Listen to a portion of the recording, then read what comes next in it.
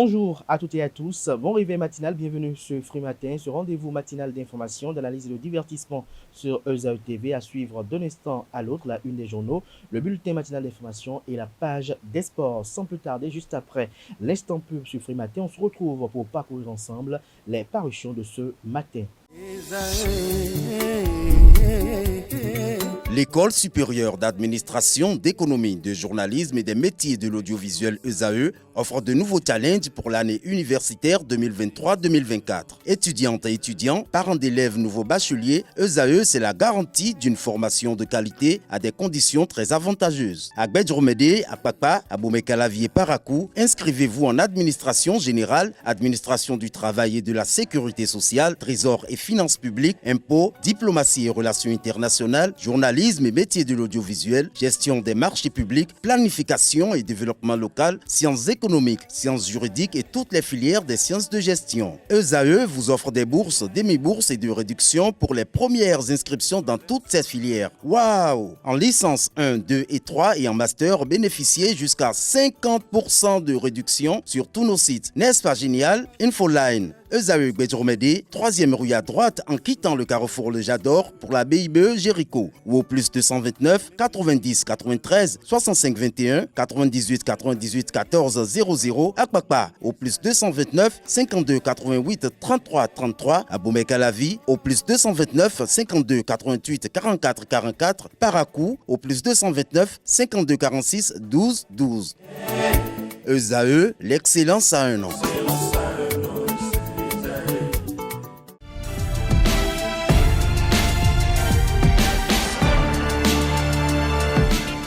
Bonjour à nouveau, chers amis internautes. Le quotidien Maison, le quotidien béninois d'information générale et d'analyse, l'informateur titre ce matin en manchette: supposée instauration de l'homosexualité dans le système éducatif, le gouvernement s'inscrit en faux, s'exclame le journal. Le gouvernement du Bénin prend au quotidien des mesures actives pour promouvoir et célébrer ces valeurs, notamment à travers l'éducation, a précisé le représentant du gouvernement devant la représentation nationale. Toujours à la une de l'informateur de ce matin, Assemblée nationale, le point des travaux de la semaine vous est exposé à la page 4.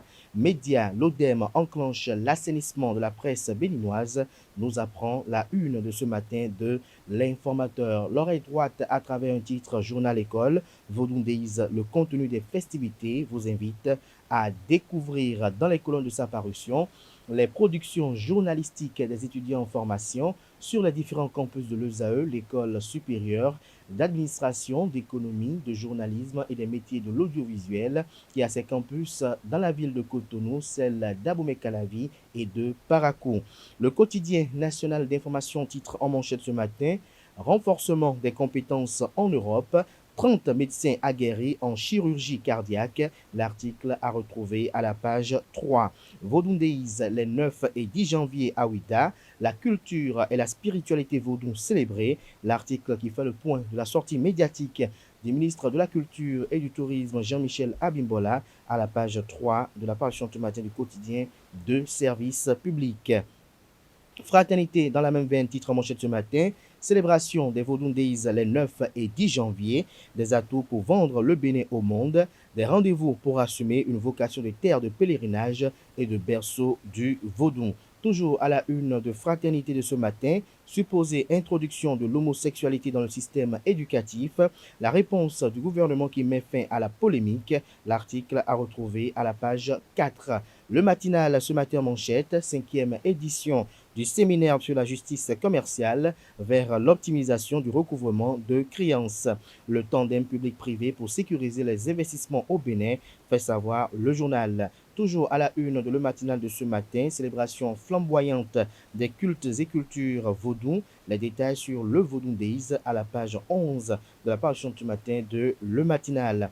Matin libre ce matin en manchette avec les photos de Patrice Talon, de Boniaï et de Paul Rouquet. Le Canard titre: rencontre Talon démocrate et suite. Ces économies de vérité vous sont exposées à la page 2. Toujours à la une de Matin Libre de ce matin, à propos de Reiki Amadougou, Joël Frédéric Aïvo et compagnie, le député Midofi, convaincu que Patrice Talon n'a pas définitivement tranché. Des précisions aux pages 2 et 3. Confédération syndicale internationale, Anselme Amoussou est le secrétaire général adjoint, nous apprend la une de ce matin de Matin Libre. Le Béninois libéré libère ce matin en manchette, conséquence de la rencontre au palais avec Yahi et les membres de Les Démocrates, l'échec et la victoire de Patrice Talon, Yahi sur son terrain de prédilection, victimisation, retrouvez l'article du journal à la page 3 de sa parution de ce matin. Action de grâce pour l'Amazone après 1000 jours d'incarcération. Les soutiens de Ricky Amadougou plaident pour sa libération. Toujours à la une de Le Béninois libéré de ce matin, célébration mémorable de la fête du 10 janvier, les Vodun Days, pour mieux vendre la destination Bénin. Le potentiel ce matin en manchette, accusation de harcèlement, d'abus sexuels et d'adultère. Un militaire gradé se tape sa subalterne, l'affaire devant le tribunal. Le bourreau a été placé en garde à vue entre mercredi et jeudi, nous apprend la une de ce matin du journal. Le procès reprend le 12 décembre prochain au tribunal de première instance de Cotonou. L'Institut national de la femme, l'INF, pour s'autosaisir et sauver l'honneur de la femme, recommande le journal. Toujours à la une de Le Potentiel de ce matin, budget 2024 du ministère du cadre de vie et des transports. José Didier Tonato défend plus de 410 milliards de francs CFA au Parlement. Le journal nous apprend que le balai des ministres sectoriels se poursuit devant la commission budgétaire au Parlement. Ce mercredi 29 novembre 2023, ce fut le tour du ministre du cadre de vie et du développement et du transport et des transports, ministre du cadre de vie et des transports, José Didier Tonato. Des détails sur son budget sectoriel dans les colonnes de la page ce matin du journal. Commune de Djougou, un élu en garde à vue pour vente de parcelles à multiples acquéreurs.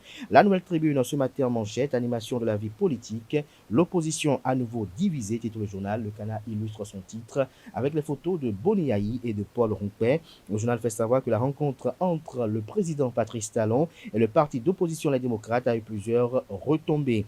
Parmi les produits indirectement liés à cette rencontre, on note la fissure désormais davantage visible entre les formations politiques se réclamant de l'opposition. Toujours à la une de la Nouvelle Tribune de ce matin, vie politique. À quoi joue Bertin Corvi, s'interroge le Canard. L'économiste ce matin en manchette, 5e séminaire sur la justice commerciale au Bénin. Le CIPB examine la problématique du crédit et du recouvrement de créances. L'événement précis à présent, première édition de célébration de la spiritualité vaudou au Bénin. Jean-Michel Abimbola dévoile les spécificités de Vodun Days, les raisons de l'appellation Vodun Days clairement expliquées. 2 jours pour célébrer l'art, la culture et la spiritualité vaudou. Le 10 janvier, fête de Vodun sera toujours férié et célébré dans tout le Bénin. Les Vodun Days ne remplacent en aucun moment la fête du 10 janvier, martèle Jean-Michel Abimbola. Toujours à la une de l'événement précis de ce matin, prétendu enseignement de l'homosexualité dans les écoles, le gouvernement apporte un démenti formel. La boussole ce matin en manchette, accusé par Aboubakar Yaya de percevoir 50 millions par mois au palais. Il y a eu un faux opposant, s'interroge le journal. Le président du parti Les Démocrates doit des explications au peuple béninois, estime le confrère. Polémique sur le programme scolaire béninois, l'éducation à la santé sexuelle plutôt que l'homosexualité. Convaincus, les députés proposent l'introduction d'une loi pour la criminaliser. Dabarou à présent ce matin à la une, déviance dans les médias, l'ODEM alerte et prévient. Toujours à la une de Dabarou de ce matin, dans l'univers du e-commerce à Parakou, Aquitaine, la nouvelle plateforme qui vous facilite la vie. Le journal nous fait savoir que le e-commerce devient une réalité à Parakou pour faciliter la vie à la population de la cité des Koubourou. La plateforme Aquitaine voit le jour sur plusieurs offres très alléchantes. Aquitaine se positionne comme une interface entre les clients, population et les fournisseurs, chefs d'entreprise et artisans. Désormais, pour tout besoin d'achat, de vente, de services et même de livraison, c'est la meilleure adresse dotée d'un site de vente en ligne et un service de livraison. Aquitaine est votre partenaire idéal, communique le journal. L'hebdomadaire catholique La Croix du Bénin paraît cette semaine et titre en manchette diocèse de Porto Novo, consécration de l'église de Tokota, des précisions aux pages 6 et 7. Toujours à la une de la page de cette semaine de l'hebdomadaire La Croix du Bénin, diocèse de Kandy, journée sectorielle de la jeunesse à Gogounou. L'article à retrouver à la page 4, lutte contre les violences basées sur le genre. 44 filles et femmes reçoivent des appuis. Ce sera tout pour la une des journaux. Place à présent au bulletin matinal d'information.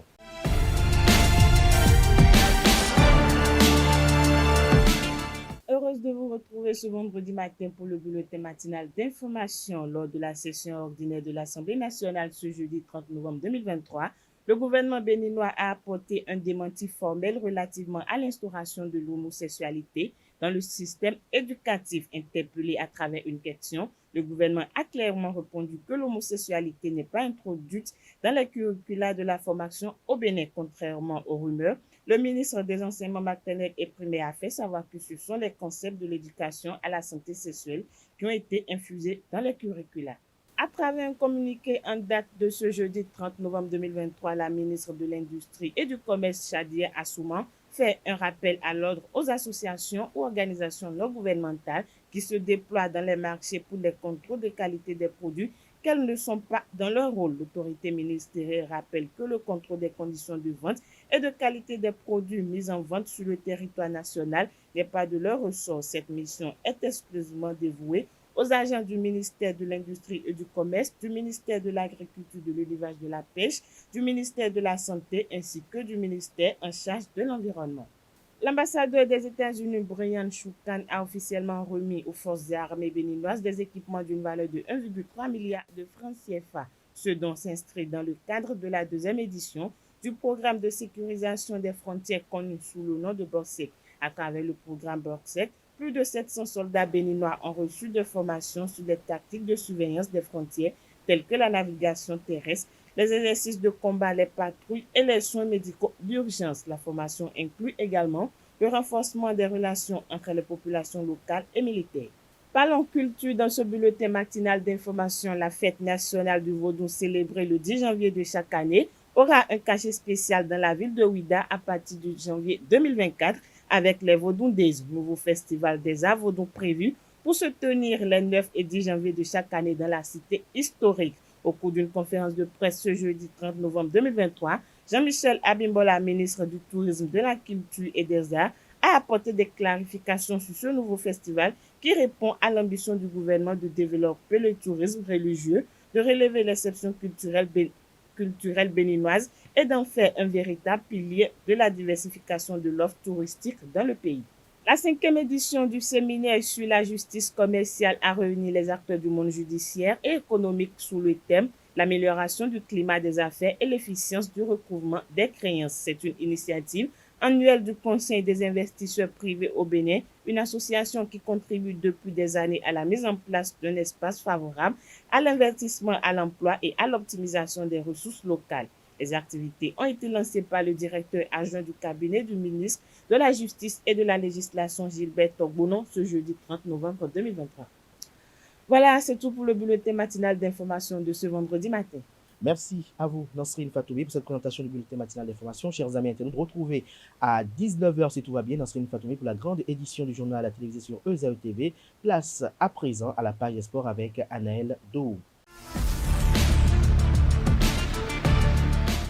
Mesdames et messieurs, bonjour et bienvenue sur Free Sport. La FIFA a dévoilé hier jeudi 30 novembre 2023 son classement actualisé des sélections nationales masculines de football en Afrique. Le Maroc conserve sa couronne, mais le Bénin perd 4 places dans le pointage général et conserve sa place en Afrique. Les poulains du sélectionneur Gernot Ross sont relégués à la 97e place au plan mondial. Les Béninois conservent cependant leur 20e position en Afrique, loin derrière le Maroc, toujours leader sur le continent. Autre information, Ayema Football Club et l'AS Sobemap se sont affrontés hier mercredi, notamment le mercredi 29 novembre 2023 pour le compte de la première journée en retard de la Ligue professionnelle saison 2023-2024 dans la zone B. La rencontre a eu lieu au stade Omnisport de Koubert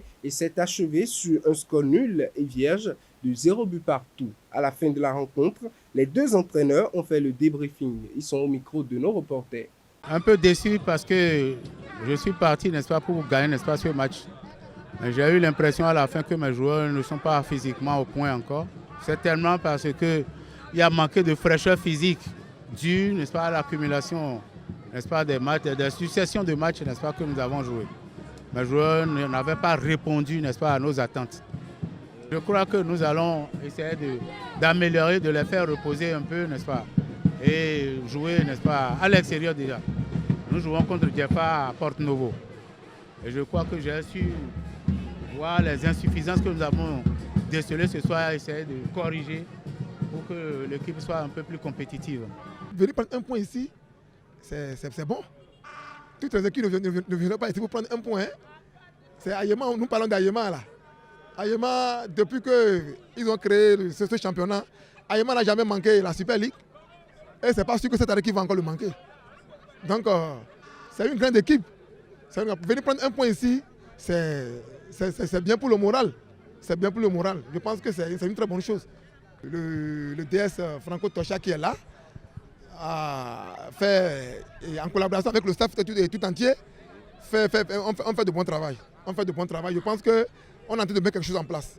Donc la mayonnaise est seulement en train d'être prise. Je pense que quand ça va prendre, vous allez encore voir un grand soulèvement plus que ce que vous venez de voir aujourd'hui. Et les objectifs, c'est cette année, premier objectif, c'est de faire tout possible pour être aussi parmi les grands. Pour être parmi les grands, il faut être dans les 4 premiers. Partie de Cotonou le mercredi 29 novembre 2023, la délégation béninoise est déjà au Caire en Égypte où elle prendra part à la Coupe d'Afrique FIBA Senior et U17 3 contre 3 de basketball. Les Guépards et les Amazones Seniors et U17 3 contre 3 du Bénin ont effectué un bon voyage. Avant leur départ, les joueurs ont été galvanisés par le président de la Fédération béninoise de basketball. Ismaël Onifadié est allé transmettre le message de son comité exécutif au centre communautaire EA à quelques heures du départ. En prenant parole, l'autorité n'a pas manqué d'encourager les membres de l'encadrement technique et les joueurs pour leur sacrifice. Notons que la sélection béninoise est entrée en compétition depuis hier jeudi. Mesdames et messieurs, c'est tout pour Free Sport. Merci à vous, Aneldo, pour cette présentation. Voilà qui m'a été ma Free Matin du matin. Merci pour l'attention. Belle suite de programme sur ESAE TV.